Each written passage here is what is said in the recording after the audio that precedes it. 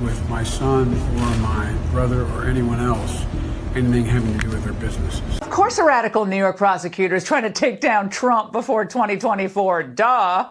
President Biden met with at least 14 of Hunter's business associates while he was vice president. Then Vice President Joe Biden had dinner with his son Hunter, along with Hunter's business associates from Ukraine, Russia, and Kazakhstan. And the day after the dinner, a Burisma executive sent a note to Hunter, quoting, "Dear Hunter, thank you for inviting me to D.C. and giving an opportunity to meet your father and spend some time together." Rather than focusing on putting away violent criminals, DA Alvin Bragg wants to make a name for himself by squaring off with Donald Trump on a case that is as pathetic as it is political.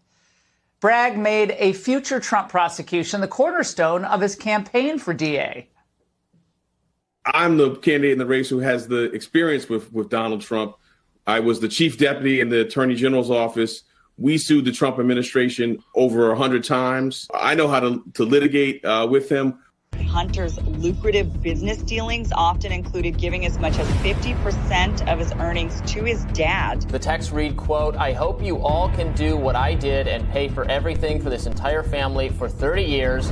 It's really hard, but don't worry. Unlike Pop, I won't make you give me half your salary." Remember, the two prosecutors in New York, the Attorney General and Bragg, both ran on the platform of Get Trump. I got the title of my book from their campaign. Their campaign was Get Trump. I've never heard of that before, where prosecutors run for office on the promise to prosecute a particular individual. That's just not right. His son, Hunter, joining the then vice president on the official visit to Beijing. Unknown to the press back then, Hunter Biden was forming a Chinese private equity fund, planning to raise money, including from Chinese investors. 10 days after the Biden's trip, Shanghai authorities issued the fund's business license. And Hunter introduced me as, this is Tony, Dad, the individual I told you about that's helping us with the business that we're working on and the Chinese. The email reads this way, quote, "At the moment, there's a provisional agreement that the equity will be distributed as follows. 10 held by Hunter for the big guy." I 1,000% sit here and know that the big guy is referencing Joe Biden. I met with the former vice president in person multiple times.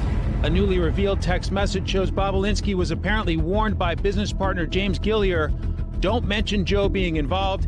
It's only when you are face to face. I know you know that, but they are paranoid." Here you have Bragg, who sets out to find something against Trump. Doesn't know what, doesn't know where to look, but figures that if he looks hard enough, if he hires somebody who previously wanted to get Trump from the Justice Department, maybe together they'll figure out a way of actually getting him. And that's what they're doing. And targeted justice is injustice. Chinese executives admitted to reporters that they were actually introduced to the vice president by Hunter Biden. Hunter and the then vice president seen with a pair of Mexican billionaires. At the same time, Hunter had been working on energy deals in Mexico. Joe Biden also had Hunter and his business partner fly on Air Force Two to Mexico. His closest business partner, Hunter's made at least 19 visits to the White House and other official locations, including a sit-down with then Vice President Joe Biden in the West Wing. Targeted justice is injustice. Targeted justice is injustice.